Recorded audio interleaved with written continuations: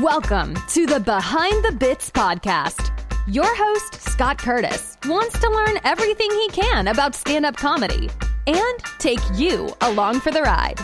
Scott and his guests talk serious about comedy in every episode. Behind the Bits will uncover knowledge from different perspectives on subjects such as writing and performing stand-up comedy, as well as booking shows and the comedy life. If you're thinking about becoming a stand-up comic, already in the comic game, or a comedy nerd, Behind the Bits is the show for you. Now, let's get Behind the Bits.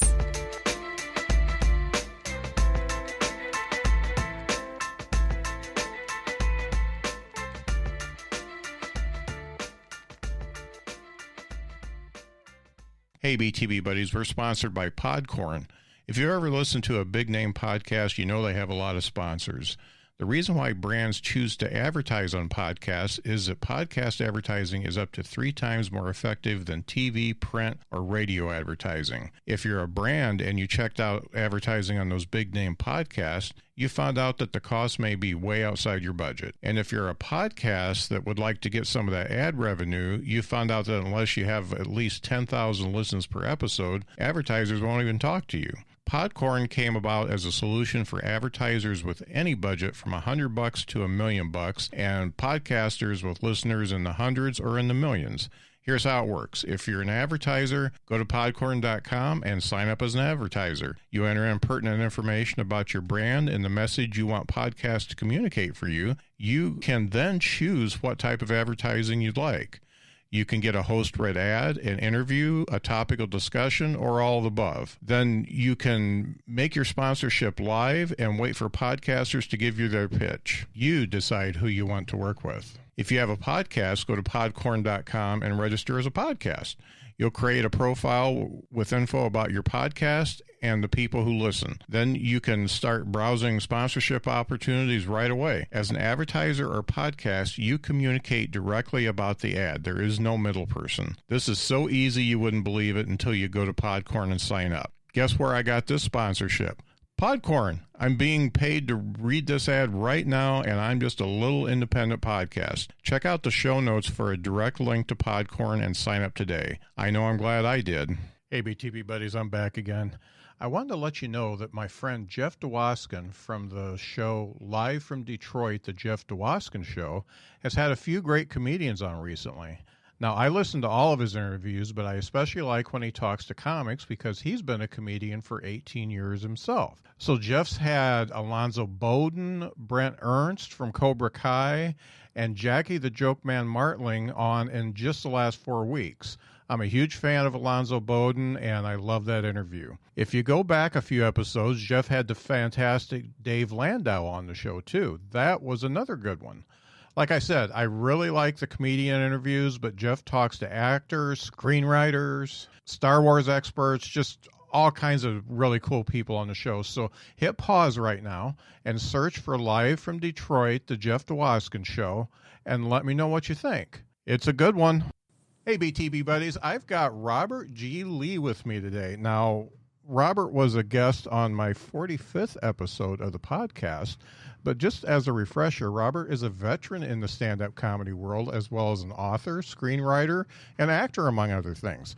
So he's warmed up audiences for some of the best sitcoms over the past 30 years, including like Cheers, and performed stand-up on TV and all over the world. But today we're going to talk about a virtual comedy class he's putting on starting on March 23rd.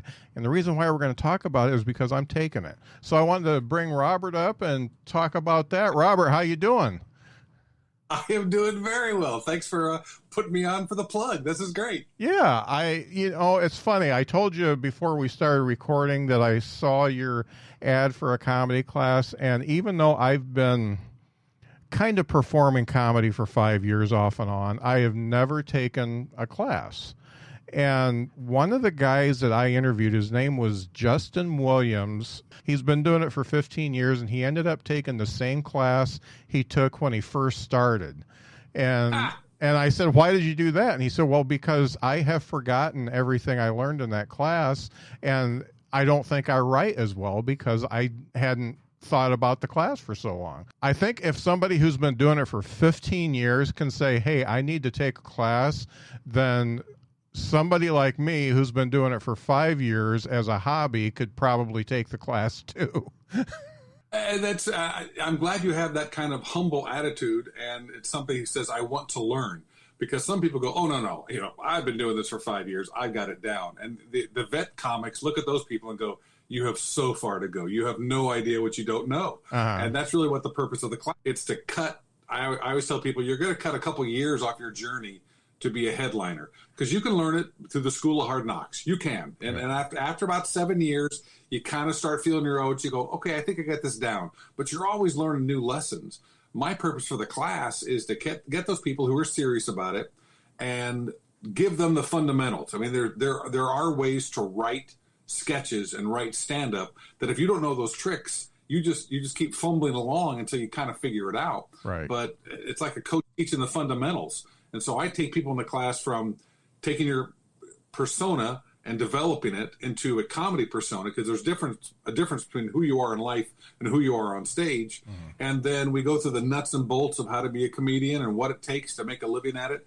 And it was I was talking to one of the guys who took my class. He goes, you sold me when you said, you don't know who I am, but I've been making my living as a comedian for over 3 decades. He goes, that was it. That sold me. I'm going to take your class. So because I've been in TV shows and I've seen the best of the best in stand-up comedy clubs, and I have, hopefully, the 3 decades of experience can help you move along and find a way to re-look at your material with a fresh eye and go, oh, if I fix this, I'll be twice as funny.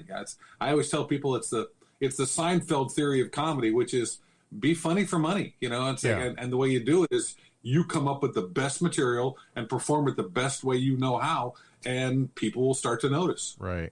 I am the type of person right now that has enough going on in my life that I need something scheduled in order for me to actually sit down and do what is part of my comedy career. And I need to be held accountable, and I need homework. I need all that kind of stuff in order to get myself re-centered, because I just haven't been in front of an audience for so long. That is and you know what? You're doing it in a class, and I'm doing it with some of my comedy friends, because one of the things that I want to do, the reason I've been able to stay alive during the pandemic is because of Sirius FM radio, and they've been playing my comedy that I've made residuals over this last year. And without it, I don't know how I was going to make it. But I am with a group of 4 different professional comedians. They're all vets, and we meet with, like you're talking about, with accountability and everything else. We meet every 2 or 3 weeks, and we go over material so that I can get my next album ready, so I can put it on Sirius, so I can keep getting residuals. So it's all this, it's a never-ending process. And until you get to that point where you're just churning it out, if you're sitting home during the pandemic doing nothing, take the stand-up class. And like you said, it's accountability, because in my class you perform basically 4 times. There's 3 times when you get up and you perform just small bits, but then we have a final class where we will have a Zoom comedy performance, and you'll get on in front of a bunch of strangers, and it's like, it's that open mic, but everything you've been working on during the class. Right. I'm really looking forward to it. So this starts on March 23rd. How long does it go for the class? It's a full 10 week. So it goes through, it's May 25th, just before or after Memorial Day. It's a long time, but this pandemic, we're coming out of it. It's going to be, you've got to be ready to get out and do it live. So it's kind of, everything's divided from how you start, learning the fundamentals, going into crowd work, and then finally ending up on the nuts and bolts of how to build a comedy career with your performing throughout. So I've systematically set it up that by the time you're done, you should be a lot further along, and I think have a lot more confidence in your ability to write comedy and perform comedy. You've done this a few times, you said. Have you had any feedback from the people who have taken your class? I would say yes, and it's been all very positive. It's really nice when people say, "Wow, I did not, I didn't know what I didn't know." Some people said, because I have been doing it for a long time. They talk about, the encyclopedic knowledge. I don't think I have encyclopedic knowledge, but I started off with some of the greats, and I was emceeing clubs when Robin Williams would run up and do a bit. And back in the fall, pretty much all I don't know if it was all 5 stars. People don't always fill out surveys, but I got a lot of very positive feedback. That's great. So we've got 10 weeks and we've got a performance. Can you go over what the modules would be in the different days? Yeah, well, the very first one is starting off with your comic persona. And it goes to a lot of different areas of, okay, who are you? What are you trying to say? How do you say it? So you've got to figure that out. You've got to figure out what you're aiming towards. Then the next class, we really get into the writing of it. And there's an acronym that I use to go through all the exact how you write, from the twist to the exaggeration to comparison, contrast, juxtaposition. It all sounds very technical, but once you break it down and look at other performers, you say, oh, they're doing that. Oh, they're doing that. It's like when you study Michael Jordan, you begin to pick up a couple moves, and then we move on. Then you're going to perform. So after 2 weeks, then you write your material and you perform it, and you get it up in front of the other people, and we critique it. Then we move on to things like crowd work. Crowd work is very important because some people know how to write material, but they don't know how to move on to crowd work. And so there's a lot of things that come together with, you have to know how to write on your feet. And so that's, again, the fundamentals at the beginning of the class, and then we build on that. And after crowd work, we move into, well, what is it like when you get in front of hecklers? What is original premises versus hack material? How do you perform in an increasingly PC world? How do you deal with all the problems that stand-up comics have? And then you perform again. And then we move on as we're getting ready for our final class.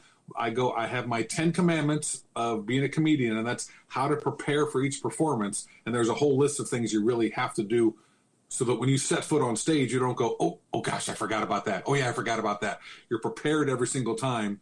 And finally, as I talk about the nuts and bolts of the marketing and getting out there and how to perform, it's the electronic press kit, So when I say nuts and bolts, I'm your mom and pop comedy shop. I write it, I perform it, and then I send it out there and I produce it. So I do everything from A to Z, and so we go through a lot of that. Wow, that sounds great. I'm excited. And this is starting on March 23rd. Where can people get information on the class and find you so that they can get signed up? Yeah, the easiest way is my email, and it's simply info@robertglee.com. Okay. So info@robertglee.com. You write me. They can go to my website, which is robertglee.com. But if they want to contact me about the class, just put info@ in front of it, and there we go. And that'll be in the show notes too, folks. So it's very easy just to scroll and get info@robertglee.com. If you want to get serious about stand-up comedy, I know Robert from talking to him on the podcast, and we've interacted after that. I know he's a stand-up guy. I know he's putting together a very good course, and I am stoked to be on it. Why don't you just take the course to watch me? Because you can see how terrible of a stand-up comic I am after 5 years. Maybe I'll get a little better. I don't know. Well, let's say it's guaranteed. You'll definitely get better. There's okay. No doubt.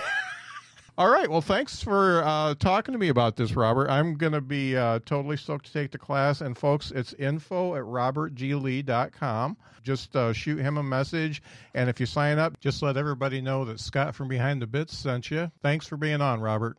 I want to talk about the gentleman I'm bringing up. It's Ryan Forrester, and he's been featured on HBO, ABC, BBC, CBC, Esquire, Forbes magazine, and he's a contributor for the Huffington Post and the Bitter Southerner. He's also got a popular podcast called Through the Screen Door that I want to talk about a little bit. It is Ryan Forrester. Corey, let's bring you up. What's up, Scott? How are you? Corey, I'm really glad to have you on. As I said, I'm a big fan. I've been following your video exploits for quite a while, and it's been really cool. Well, thank you. I'm glad to be on this show and actually talking about stand-up comedy for once in a while, because you can probably imagine there's a lot of people that they found me and don't even still know that I'm a stand-up comedian. Yeah. Because they saw my videos, and we've been during a pandemic, so it's not like I've been posting, hey, I'm about to be in Portland, I'm about to be in Seattle. So this is really nice to be talking about the thing I actually love. Yeah. And in reading your bio, it looks like you were from a very young age just smitten by stand-up comedy. Can you tell me a little bit about that? Yeah, to me, I'm one of the very few people that is doing what they said they were going to do when they were 5 years old. Like I used to be the type of person that, because I was able to find success in my dream job, that I was always like, oh, you got to do it. You got to go for it, man. I've since learned that I got very, very, very, very lucky, and that most people can't do that, because most people at 5 want to be Superman, and that job doesn't actually exist. But when I was a kid, I'm old enough to remember I'm talking about very early memories when I don't even know if I can walk yet, watching Johnny Carson with my dad. And then, of course, that moved into Leno, which I've actually found in recent years that I think my dad liked Letterman more as a person, but he was so loyal to the Tonight Show because of Johnny that he always just watched Leno. Wow. Like, it's really weird that my dad's like that, but he's like, no, I think Letterman's funnier, but it was the Tonight Show. So I would watch the Tonight Show and stuff with my dad, and I always had a bedtime, but my dad knew how much I liked the comedian. So if there was a comedian on, I could stay up a little bit later and watch the comedian. And I saw how the comedian made my dad laugh, and I thought, man, I really want to do that. But I also thought, and I guess this is just how kids think. I was like, yeah, but those guys, they're all from New York and California. I can't do that. Mm-hmm. And then one day when I was a young kid, I was sitting crisscross applesauce, as I'm told they say now, on my grandmother's floor, and on comes the television, this man by the name of Jeff Foxworthy. Uh-huh. And I hear him, and I see and I'll never forget this in my life. The joke that he told was, I'm butchering his voice. He's like, if your new TV is sitting on top of your old TV, you might be a redneck. And I heard that joke at my grandmother's house while her new TV was sitting on top of her old TV. And I was like, oh my God, this guy sounds like me. And he's saying things like from my experience. And that's when I knew I could do it. And so it's the only thing I've ever wanted to do. And I started doing it when I was 16, and I'll be 34 this year. So I've literally been doing it most of my life. Wow. Now, it's kind of funny you mentioned Jeff Foxworthy. I know the guy that he originally pitched, you might be a redneck too. It was another comedian, and they were working together, I think in Wisconsin or Chicago. Uh-huh. And he pitched it to my friend, and my friend said, that'll never work. It's a gimmick. That'll never work. Isn't that great? And that's another reason why you never, ever listen to other comedians when they give you advice. You got to do your own thing. No, absolutely not. Like, comedians are the worst for advice. I had to learn. It took me a long time to learn that the comedy club owner who taught me the most was Michael Alfano in Chattanooga, Tennessee. And the best advice he gave me, it took me so long to realize it, but I would come off stage and he would be like, you're playing to the back of the room. He's like, you're absolutely killing those guys back there, but those guys are never going to buy tickets to see your show. Uh-huh. Like, you can't think, like, he goes, there's so much stuff that I've heard you do that when you see the other comedians not respond to it, you stop doing it. But the audience loves it. And you have to understand that you're up there for the audience, not for the comedians. He's like, if you're good enough, those guys will like you. And realistically, when those guys hate you, it probably means you're doing really good. And that took a long time to realize that comedians don't necessarily give you the best advice. A lot of times I'd say that person, it's very possible that they really did like you might be a redneck, and they were upset that they didn't think about it. Yeah. That's funny. Now, obviously you're smitten by comedy at 5, but when you became like a teenager and you were really getting into studying it, who were the people that you really thought were the best ones out there? Well, I still to this day, the guy who sticks with me more than anything, God rest his soul, is Tim Wilson. I love him. Yeah, I loved him. Yeah, Tim was the best. When I was 15 years old, I'd said my whole life, which up until this point had only been 10 years, but my whole life I wanted to be a stand-up comedian. So me and my buddy Robbie, he was a couple years older than me, so he had a driver's license. I was 15 years old, and we went and we snuck into the Comedy Catch one night to see this guy, Tim Wilson. Now, backstory a little bit further on my relationship with Tim Wilson was that when I was a kid, my dad, he still is in marketing, but when I was a kid and radio was a lot bigger than it is now, Dad would do all the advertisements for the radio stations, and he would get to meet all these dudes who came in to do radio. Like, all the comedians always did radio. He has so many stories about hanging out with James Gregory and dudes like Tim and Killer Bees and all these guys.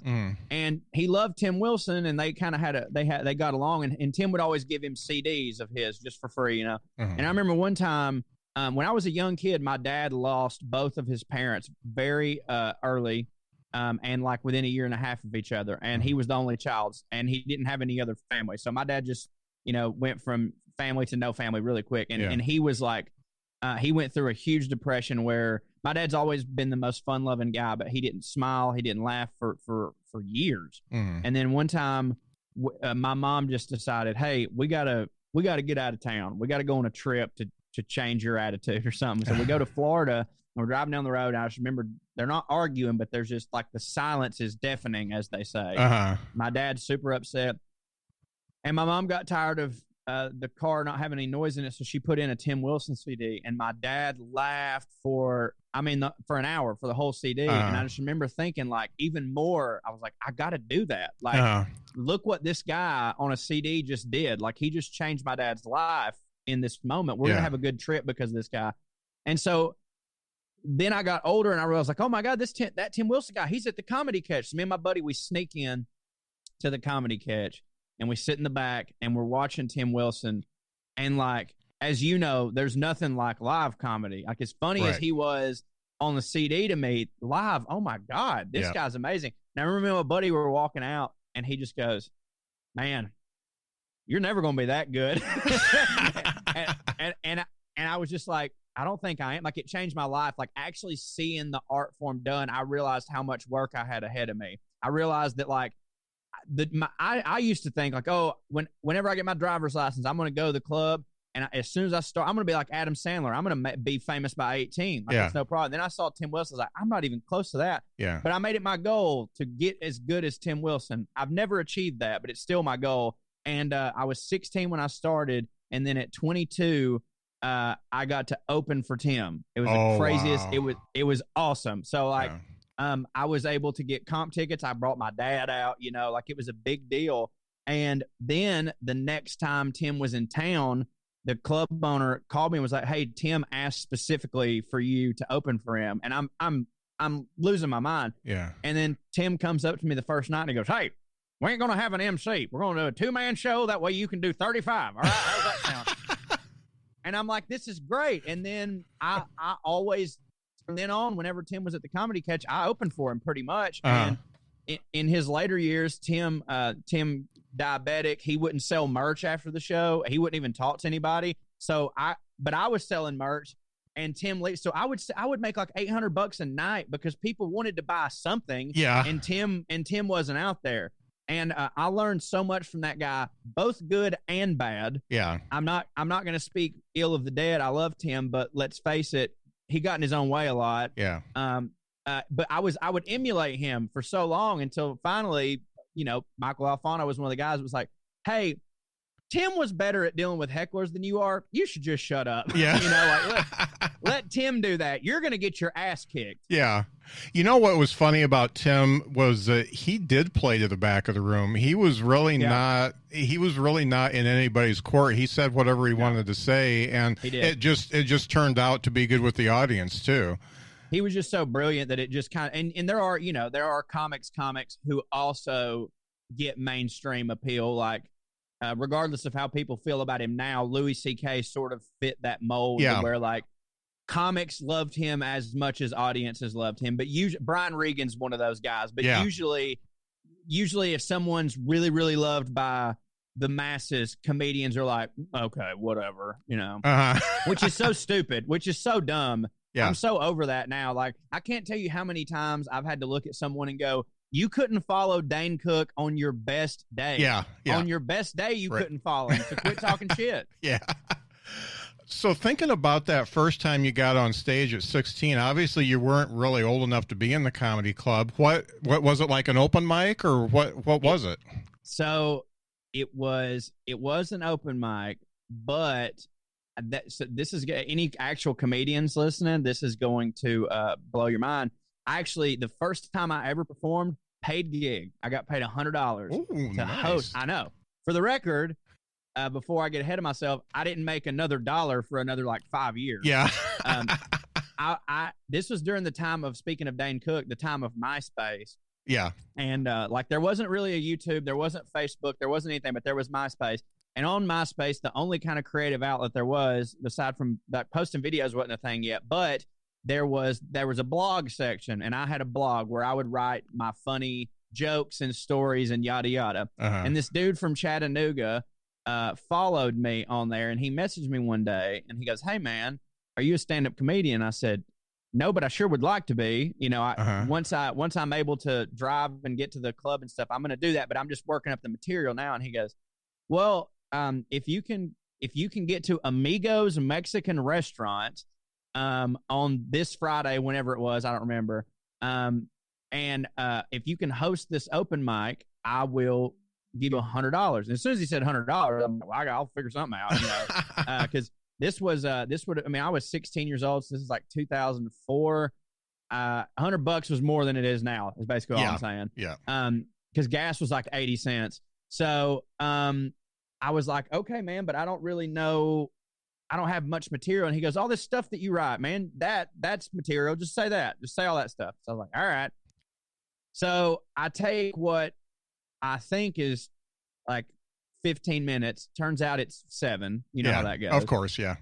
And I go there, but that was enough to open the show and then introduce all these other acts. And I really, my buddy filmed it on tape, like an actual tape, you know. And I really wish that I still had that. Well, there's part of me that's glad that I don't, because I know that it'd be hard to watch. But I just remember being up there and my leg shaking so bad that there was no way people weren't noticing. I mean, like my literal knees were knocking, and I'm just kind of getting through it.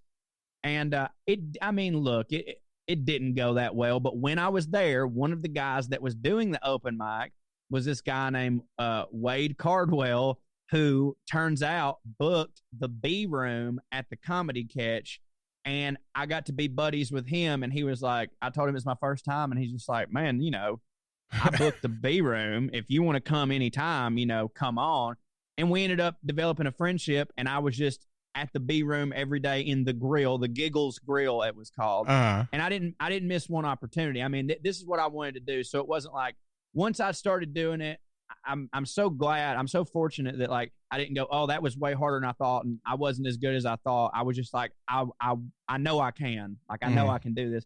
So I just I ate shit for a long time. And then finally one day, it's not like one day, oh, I was this great comedian, but one day the moves kind of clicked, you know? And I was like, okay, I know my jokes might not be the funniest, but I know how to write them and I know how to tell them. So, and the thing is, you know this, like when I don't even count really the years from 16 to like almost 24, because what 16 to 24-year-old knows anything to talk about? Right. Like now I will tell you this, in those 8 years, I was a master at talking about my ding dong. Yeah. You know? Oh, like, yeah.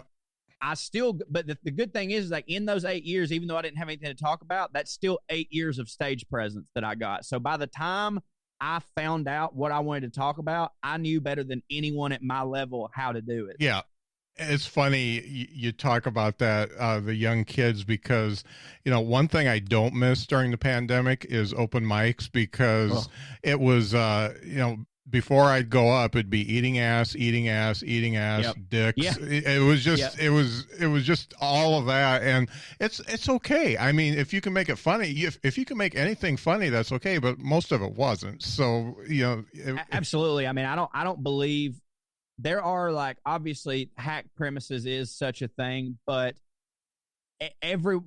I don't know, in a couple specials ago, Brian Regan did an airplane joke, and it's like, most people would tell you, "Oh, you can't do airplane jokes anymore." It's like, right, but when you think of a good one, you still try. Yeah, no doubt. And I think it's kind of a rite of passage. You got to do that shitty stuff for a while in order to know what's good. And a lot of the first years you're on stage, it's just getting to know the stage and the microphone and how to breathe and look at the audience and stuff like that. I mean, that's in the first years, that's actually more important than the words. Without a doubt. That's why I'm like so glad I started when I did. Like, I've always thought, man, maybe if you didn't start so early and maybe if you went to college, then when you started, you would have had more to talk about. And I think that's undeniably true. But like, you can't replace those. Like, again, by the time I'm 24 years old, I have 8 years in, you know? And again, like I said, even though I don't know what I'm talking about, that I had the stage presence. Right. If you do stand up, you know, I was the house MC at the Comedy Catch. So I'm doing all the shows in the main room and Giggles Grill and the open mic across town. I'm doing like at least 8 sets a week, not in New York, you know? So if you can get on stage 8 times a week for like 7, 8 years, you're gonna, if the audio is stripped, you will look like a stand-up comedian. Yeah. You know what I mean? Yeah. Like if you just look, you're like, this fucking guy looks like he knows what he's doing. And that's half the battle. Yeah. Now your subject matter, you know, I went through and watched a lot of stuff, a lot of the old stuff, and it's funny, a lot of it was in Huntsville, and my son lives down in Huntsville, so Rocket City's the best, man. And we're my wife and I are planning an escape route to Huntsville right now. I'm in Indiana, so but we love that city. It's great. Yeah. I mean, all the breweries are just worth it. But the breweries are fantastic. And next time you're down there, go to G's and get you some soul food. Okay. Yeah, it's the best. I'm 2 hours away, and I have made the drive just to get. Oh, wow. Yeah, that's cool. So thinking about your subject matter, I mean, you've got a pretty, I guess it's a pretty. It's a point of view. You've got a point of view, sure. and it's basically, okay, I'm the Southern guy, but guess what? Not all Southern people think this way. We're not all red state people. And you do it. I think you do it in a way that you can make everybody laugh, because you're getting the right wingers to laugh at themselves a little bit, and they do. I know they do. And then you're getting us more liberal guys to laugh along with you. Is that something that you went into intentionally, or did Trump help that? Trump put it on steroids. Yeah, we'll put it that way. Like, I've always sort of been this way. Like, to me, like, comedy is always sort of like going against the grain and sort of being contrarian. Like, when I was living in New York, I remember I was living in New York pre-Trump. He had just announced that he was going to run. I've still got the New York Post that has, you know, Donald Trump announced his candidacy, and I remember picking it up like, fuck it, all right, you know.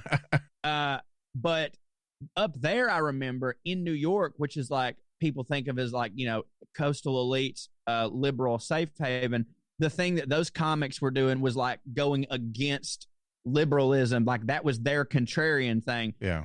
But me up there, it was like, well, what do people mostly expect of me as being a Southerner? They'd expect me to be super conservative. I go against the grain. Now, again, I didn't just decide I'm going to be this way because it'll be funny. I just was that way. And then I was like, that's a really, like, nobody's doing that. Like, everyone, and that's why I became really good friends with Trey and Drew, because independently of me, they were doing that too. We all had this collective idea of, there were 2 types of Southern comedians, and there has been forever pretty much. You've got either lean into it real hard and go full cable guy, which there's nothing wrong with that. Right. Absolutely nothing wrong with that. I love those guys. And I would like to state for the record, anytime someone says, oh, you're like the opposite of the blue collar comedy tour, I'm not trying to do that. Yeah. I love those guys, but yes, I do have a different point of view. I look up to those guys, is what I'm saying.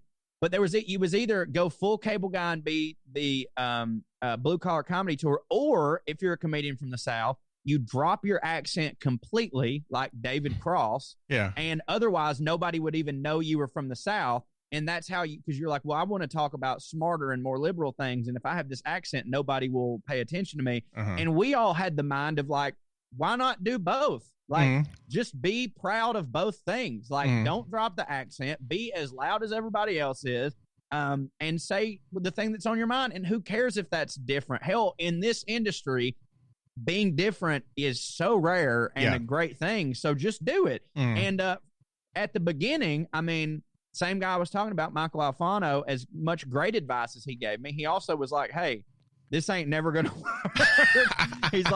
He's like, you need to be clean. You need to clean everything up. You need to quit being so divisive. And now, granted, I can't argue that, like, my earlier years in comedy wouldn't have been better to me if I had done all those things. Right. But I stayed the course, and it now is paying off. And I'm so happy that I did that, because now I get to be uniquely me instead of being a guy who, like, there's a lot of people that, like, finally this year were just like, okay, I've got to draw a line in the sand. Fuck Donald Trump. Yeah. I was like, I've been here the whole time. You know what I mean? Welcome to the club. Yeah. Yeah. Welcome to the club. Yeah. So in doing that, obviously you had a period of where you're trying to learn how to do that on stage. Did you run into any times where that just really backfired on you? A couple times, but, like, I wouldn't say severely, and I think it's a credit to. So I'm from Chattanooga, Tennessee, or close. I'm from Chickamauga, Georgia, but the biggest club was in Chattanooga, Tennessee.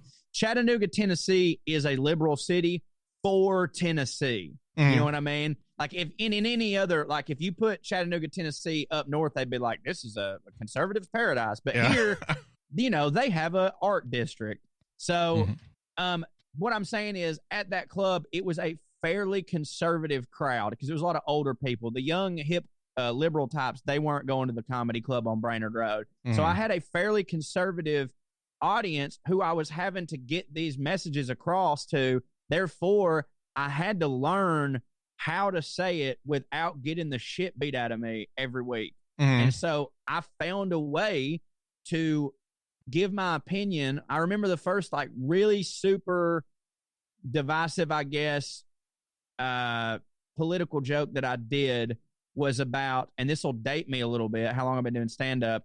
Don't ask, don't tell was still the policy in the military. That's not been a thing for a while, but it was a thing then. And I had a joke that ended up going from a bit to a chunk to like a 20-minute whole thing about how ridiculous it is that gay people couldn't be in a military. And I did this whole act out of these two guys in a foxhole, and, like, bombs are blasting down on them, and they're both scared for their life.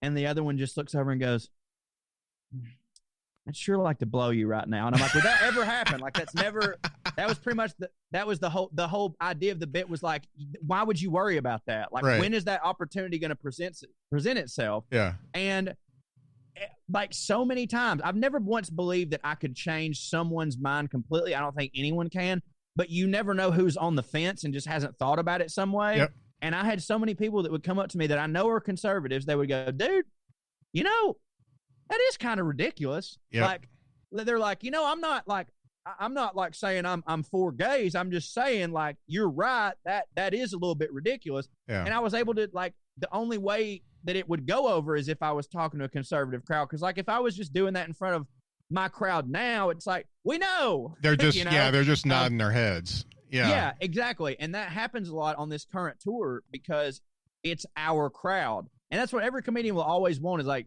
you always want to find your crowd and then sell tickets to your people. But you do find you're going like, well, it's just confirmation bias, and they're applauding more than they're laughing. So now I've got to find a way to be even goofier about this, or make them think about something different. Maybe I'll even say something for 5 seconds that I don't even believe in, just to see what they say, and then be like, I'm fucking with it, But, like, I had to learn how to basically make common sense out of these things, to where people who maybe didn't agree with me at least could understand my point and not want to kick the shit out of me. How do you come up with your bits? Because you hit on something about the don't ask, don't tell joke, that it was just a short bit and then it became more like a 20-minute thing. How do you work those out? For me, that's why the pandemic's been so difficult, and why, because I've done a bunch of the Zoom shows or whatever, and I have to prepare for them so much differently, because I have to write everything fully out, because I'm not able to just, like, riff. I'm, like, in order to riff, I need, like, oh, that worked. I'll keep going on that. Yeah. I have no idea on the Zoom. But in life, like, basically, usually what happens to me is the punchline comes to me first. Like, I'll watch something on TV, or somebody will say something, and I'll have a comeback or something, and I'll be like, oh man, that's a great line. But obviously you can't just walk on stage and say a line, So I'll go, all right, let's build up to that line. And then it's like, why would I say that line? Okay, now we have the premise. So I know where I need to start, and I know where I need to finish. So my first night of working on a joke will be like, all right, I'm going to start with this and I'm going to get to here. I don't know what else. I don't know what the middle is, but I'm going to basically just go and riff on this topic and bleed it for everything it's worth until I start to get tired of it or the crowd starts to get tired of it. And then I'll hit them with the punchline and then that joke's over. And then after I do that about 50 times with like then the next night I'll be like, okay, last night you did it this way. That part, that didn't work. I like live edit in my head while I'm going, and I'll add something else. Oh, that worked. Keep that. And I never really write it down too much. I record myself on my phone sometimes way less than I should, for the record. I should do it way more. Yeah. But I just kind of do it a bunch until I've done it so many times that I've basically done it wrong so many times that, like, what was it? Was it Michelangelo that said, I think it was, by the way, not comparing myself to Michelangelo. Yeah. I'm just saying they were like, the way to make a statue is you take a piece of marble and you take away everything that isn't the statue. Yeah. You know, that's kind of what I do with a joke. Like I say a bunch of shit and then I take away everything that wasn't good. And then after that, it's like, well, 50 other audience have approved all of these words. And then if I think of something funnier, I'll add a tag, of course. Right. And that's how a 5-minute joke for me, if I come up with a 5-minute joke in January, I guarantee you it's going to be bare minimum 12 to 13 minutes in December. Yeah. Yeah, no doubt. And then probably back to 8 when I shoot it. Yeah. You know? Yeah. That's it's great that you can do that on the fly like that. It's hard for some people like me. It's really hard for me to think that through. And I have to record myself every single set because, and I'm even though I'm an old man, I'm a much newer comic, and it's very telling on what's funny and what's not funny, because when you're up there, you're just in the moment. You don't know. Yeah. You get an idea, but you don't know. Exactly. This has been okay. Political arguments I can get into, and it doesn't even faze me because I know where I stand, but comedy arguments really piss me off sometimes. So there's this argument going on, and I shouldn't have even watched it. I didn't comment, and I shouldn't have watched it. It was on social media about American comedy not being a meritocracy. How do you feel about American comedy? Do you think that if you're funny enough, you can do well, or do you think that you have to know people? I mean, look, there's examples of both. What I think is that the cream ultimately does rise to the top, and that just because you know somebody, you still have to bring it. Like, the reason that Taylor Swift was able to get seen so early is because, yes, her dad had some money, and he was able to put some of that money into distribution of a record. But the reason that Taylor Swift still sells out Madison Garden right now is because she was good the whole time. You know what I'm saying? Like Nick Kroll, for example. Nick Kroll's dad's like a billionaire. So, yes, it was easier for Nick Kroll to like hang out with the Upright Citizens Brigade. He didn't have to go to work. He could do all, like, obviously there's privilege involved. But if Nick Kroll sucked, people wouldn't let him just ruin their shows all the time. You know what I'm saying? So, like, I get both. Like, for instance, I grew up white, and my dad made a pretty good living. Things have been easier for me than they are for some black comedians I know that are from the same area. Some of them, however, I still am funnier than them, and I've worked harder. But, again, I was able to work harder. Sometimes somebody has to go take care of their family, and I didn't have to do that. But, again, like, that whole like, oh, well, they're only there because of this. It's like, I think that'll get you like one shot, you know, I think that'll get you one shot. And then if you suck, then okay, for instance, like Chet Hanks. Do you know who Chet Hanks is? I don't know that name. Okay. It's Tom Hanks' son. Okay. And he really wants to be a rapper. And he's yeah. Okay, well, but the thing is, you've never heard, like, he's got every opportunity in the world. He's not that good of a rapper, and therefore he's not number one on the Billboard chart. So Tom Hanks being his dad didn't mean shit. Right. You know what I mean? Yeah. If he was really, really good, then Tom Hanks being his dad means everything. But like that'll get you the opportunity for sure. But if you suck, like, you know, Kevin Hart said one time in Comedians in Cars Getting Coffee, Hollywood is undefeated. Like, you can't beat Hollywood. Like, if you're good, you can make it for a while and then Hollywood's done with you. If you're not good, they're not just going to let you not be good. Like Pauly Shore's a guy who maybe kept getting the opportunities because his mom was Mitzi. And I don't know, but it's not like he's selling out arenas. I mean, he still does comedy clubs and stuff. And I'm not going to shit on Pauly. I'm just saying, like, I don't know, man. I think that you do definitely have to have the talent. Yeah. And I agree. Thinking about when you were in the thick of it and touring, did you see anybody, obviously you get different features and stuff like that. Did you see anybody that you thought was better than where their station was right now? Oh, I mean, dude, I know plenty. That's why I'm saying it's not always this way. Because to me, Dale Jones is one of the funniest people they've ever lived.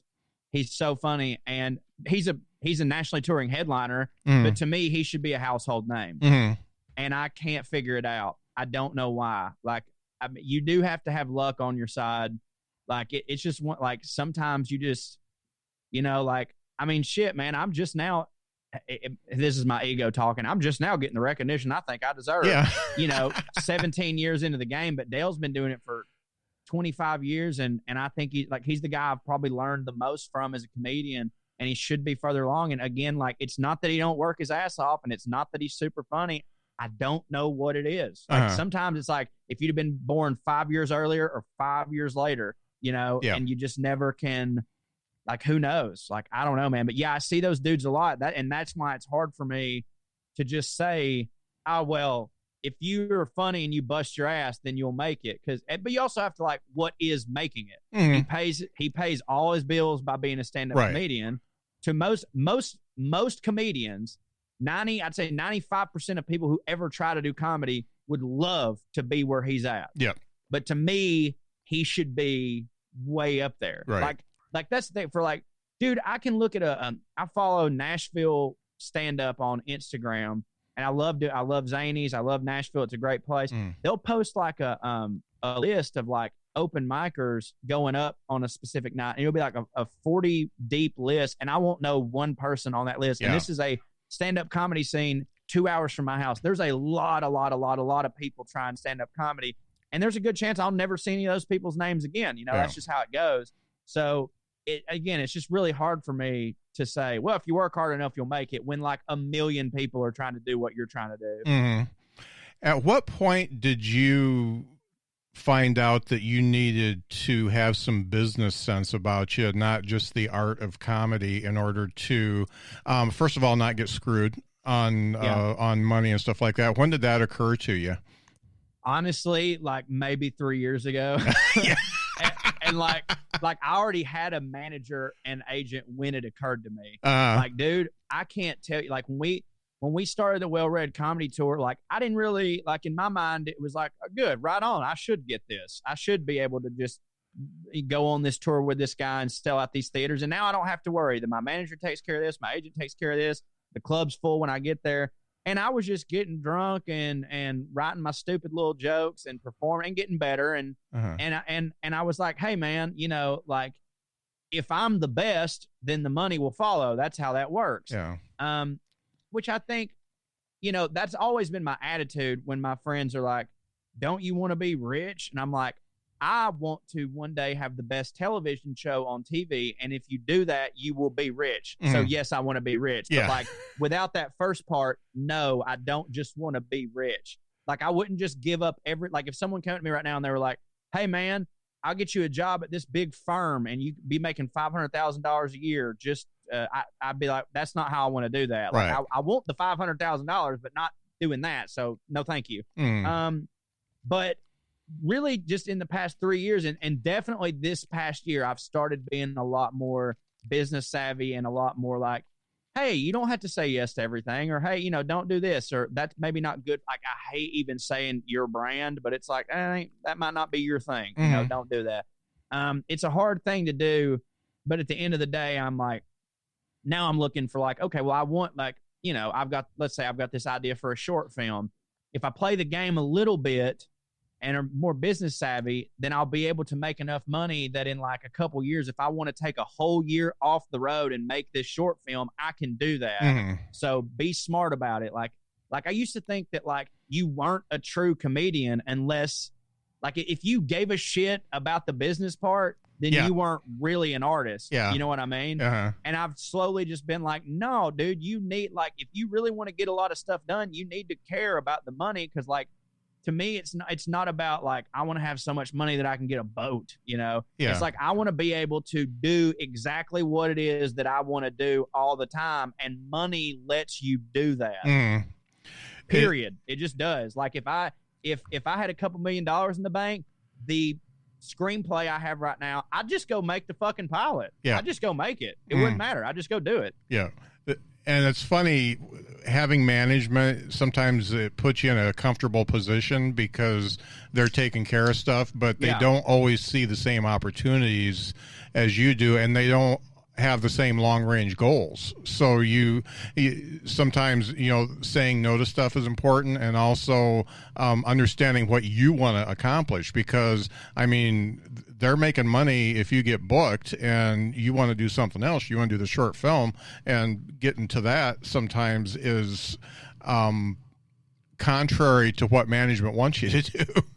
Absolutely. Yeah. And it's not just, you know, having the good business sense, but it's just being professional in like all aspects. Like, you know, used to, I think people like romanticize the drunk, disheveled artist, and really at the end of the day, it's like, you know what, no matter what you're doing, no matter how good you think you are, you need to treat people the way that they need to be treated, and you need to respect people's time. If you tell Scott you're going to do his podcast at 4, log on a little bit before 4. And if you can't do it, tell him a couple days before, you know, like, just be on top of your shit. Yeah. And it's not, I actually am sober right now, and haven't drank in this year, which I know we're just in February, but it's been no surprise to me that these have been like the most successful 4 months of my career.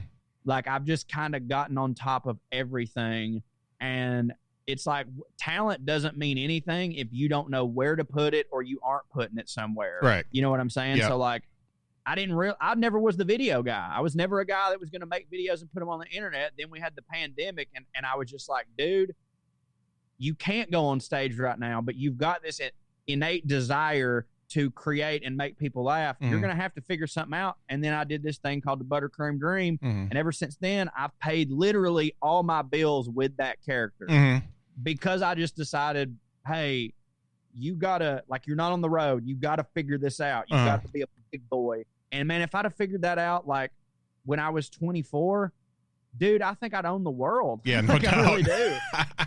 I really do. And like now it's like, oh, I got to make up for all this lost time of being an idiot. Yeah. Well, let's talk about that pivot you had to do to video, because you were playing to your fans a little bit, but you were playing to a whole new audience that was into the whole video thing. How did you, and you got pretty successful pretty quickly. How do you think that happened?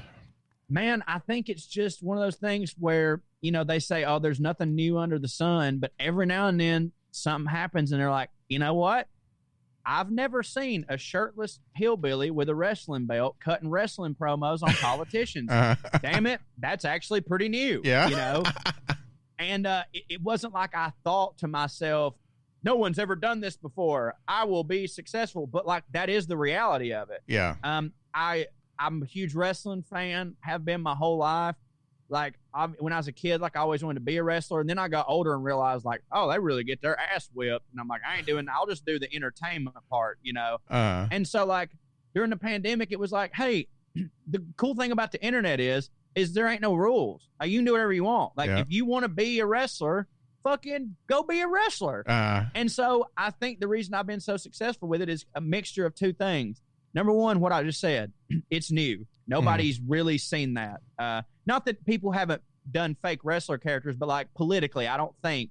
And I feel like at this point, someone would have like, you know, told me about another one. We'd have been introduced. So I'd like to think I'm the only one doing that. But also, I think because I'm literally having some of the most fun of my life doing it, I think that comes through. Like it comes through as very I say authentic. Clearly it's a put on. Like I don't really, I have a Southern accent, but it ain't really this yeah. one. You know what like that's a little bit of a put on, but like, I think people can, like, I'm having a lot of fun with it. And when I'm having a lot of fun, I write better and I write more creatively. And it just like, I can't wait to put one of those out. And it's never been forced. Like I've never once been like, I got to do a buttercream dream video today. It's just, I'll be watching CNN and something will piss me off. And my inner monologue, I didn't realize, has always been that guy, you know, but me screaming, I say me screaming isn't good, but actually the last 2 videos I had go viral was just me screaming. But like to me, it was like, all right, I can be this guy who just screams his opinions, but it's like, that's going to come off as more mean. But if I have a wrestling belt and I make some joke, then it's like, it's funny. And it's one of those ways where like I can get people that don't agree with me to listen to my point of view because it's so ridiculous. And I'm not dissing it at all, but it gets to the point where it's on the edge of cartoonish, and that is good because the cartoons can get the stuff across and not get in trouble for it. And I make no bones about it. Bugs Bunny was one of my biggest inspirations in comedy. My top 3 inspirations in comedy are Jerry Seinfeld, Mel Brooks, and Bugs Bunny. So there you go. Cartoonish as a compliment. Now, thinking about, you did another pivot, and just recently you're doing the Biden press secretary thing. How's that coming across?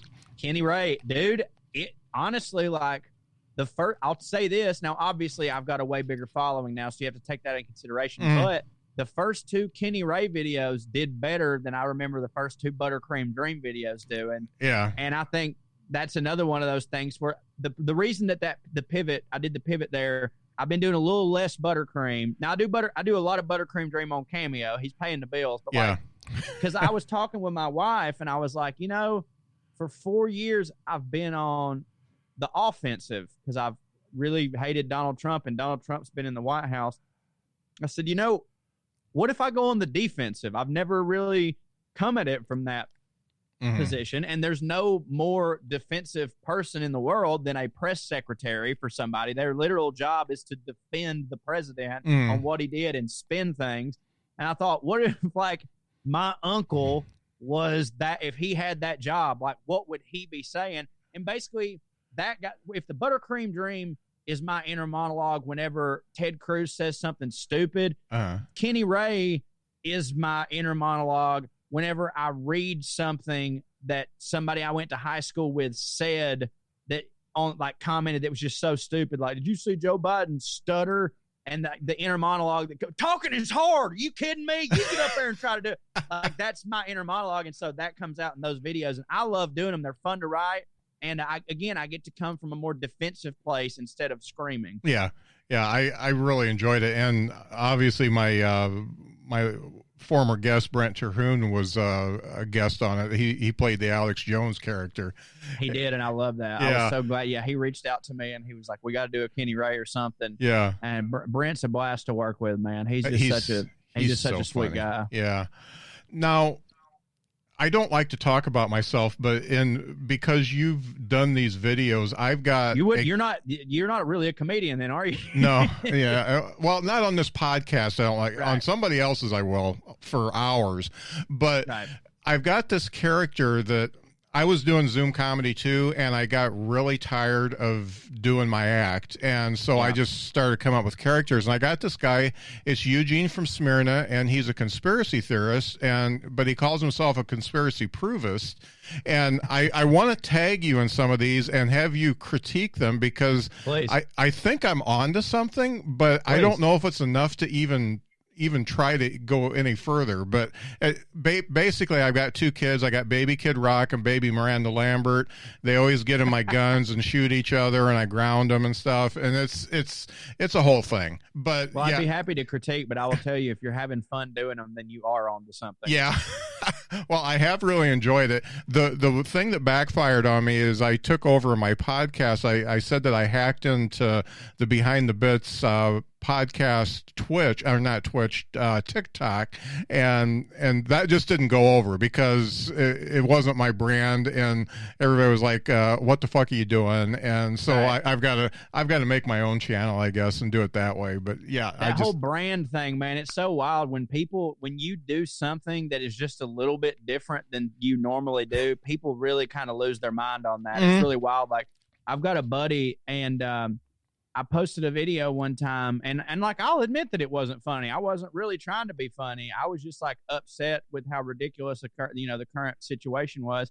And he messaged me and he showed me that video, and he was like, "Hey man, I don't get it." And I was like, "What do you not get?" And he's like, "I mean, are you not a comedian?" And I was like, "Yeah." And he's like, "Well, this isn't funny." And I'm like, "Well, I'm also Corey, the person." Yeah. You know, like I'm sorry, but I think that I'm allowed moments of lucidity like that. But yeah, if you start doing stuff like I'll sometimes I'll post stuff about wrestling, and I'll have some of my fans that have, I guess, just signed on to me for my, and I'm putting this in quotes, scathing political satire. Yeah. And they'll just be like, "I don't understand. Why are you talking about wrestling?" I'm like, "Because I fucking like wrestling." Yeah. You know? I'm going to do that sometime. If you don't like it, that's fine. But don't think, I mean, like, I hope that I entertain you, but sometimes what I like is going to be reflected on my page. Yeah. You yeah. dipshit. Yeah. And it gets you a wider audience. So, you don't have to watch that if you don't like it. If you don't like the wrestling, then just don't watch it. It's fine. Yeah. It's totally fine. Thinking about things opening back up and stuff like that, do you have a plan for getting back out there and going in and performing? Nope. Yeah. So here's how it's kind of worked out. I tour with two other dudes, Trey Crowder and Drew Morgan. And if we all toured solo, I think we would all three already be back on the road doing like some half open venues. But basically, if we're all three splitting money anyways, then we start looking at these clubs like, all right, I got to get a flight to here. Yeah. They live in California and I live here. So no matter where we play, one of us is going to have to do a lot of traveling. Yeah. And we start running the numbers. It's like, honestly, it makes more sense to just sit at home and do another online show. And then we can make money doing that. But we're not going to make any money doing a half-filled place if it's required to be half-filled. So our whole thing is like, we're just going to wait it out until we can go back to doing it exactly the way that we did it before. Now, I think that might be a lot of wishful thinking. Eventually, we might have to just be like, all right, man, look, the world's just going to be different from now on. This is what we got to do. But, the vaccines are starting to roll out, and we've all kind of just been like, all right, let's just, we've all got enough projects this year. I've been very, very fortunate that even taking my tour salary away from me, I was able to do well this year because of new podcasts and, this Buttercream Dream character I created that, like, dude, I'm making enough money on Cameo to live, which is I can't believe that people pay money for me to give a shout out on Cameo, but they do. And it pays the bills. So I'm fine right now. And, luckily I live in East bumfuck Georgia. And so my mortgage ain't nothing. I can survive. But I think come August, if things aren't if we're not starting to see the light at the end of the tunnel, we're going to have a big conversation, but who knows? No doubt. Before we wrap up here, can you talk a little bit about the podcast? Yeah. So I just started Through the Screen Door podcast with my co-host, Matt Kuhn, and it's sort of obviously we get political just because a lot of stuff is going on that's too hard to ignore. I mean, I live in Marjorie Taylor Greene's district, for Christ's sake. Yeah. But the way the elevator pitch, no, it's okay. It's rough. The elevator pitch for that show is basically it's a pop culture podcast with a Southern twist. It's sort of my love letter to variety shows and like Johnny Carson and stuff. Like it usually always starts out with me doing a monologue that is very often intentionally corny, like intentionally like late 60s, early 70s Johnny Carson monologue. And then we usually do like a sketch, and then we'll talk about movies, the Marvel universe. We have this segment called Bread or Wine where we watch a classic movie and decide how it's held up over time. I usually do this segment which I call a redneck movie monologue or a hillbilly soliloquy, whichever one you prefer. And it's where I pick a certain type of redneck and I perform a famous movie monologue as them, such as I've done. I think I did the which was it? I did Glengarry. I did the famous speech from Glengarry Glen Ross as the Southern Baptist preacher's wife who's always about to cry. I gotta hear that one. That's one of my favorite movies. She sounds. Listen, Scott. I need y'all to hear me right now. That's the Southern. That's her, and so she did the. Your coffee is for closers. Listen. So we have a lot of fun on it. That's sort of my passion project. I'd always wanted a side podcast project because I do the Well Read podcast with the guys, and we always recorded that on the road. That podcast sort of became like our audio journal of being on the road. And I always wanted to do something different, but I was like, God dang, it's hard enough just to get this one out when we're traveling and doing all this stuff. And then when the pandemic happened, I think for the first 2 weeks of the pandemic, I was like, this ain't gonna be no big deal. And then when I realized it was gonna be a big deal, I let myself have like a couple weeks break because I was like, hey man, you've been traveling for like 4.5 years straight. You're allowed to decompress. And then after that, it was like, okay, dude, all this stuff that you've been saying, well, I'd do it if I wasn't on the road. You got to do it because if you don't, then you have to admit that you're full of shit and you weren't going to do it. Obviously, the first thing I decided to go with was watching The Wire. Yeah. So once I got that out of the way, then I started a podcast. One of the best shows ever, man. I've watched that 3 times. Yeah.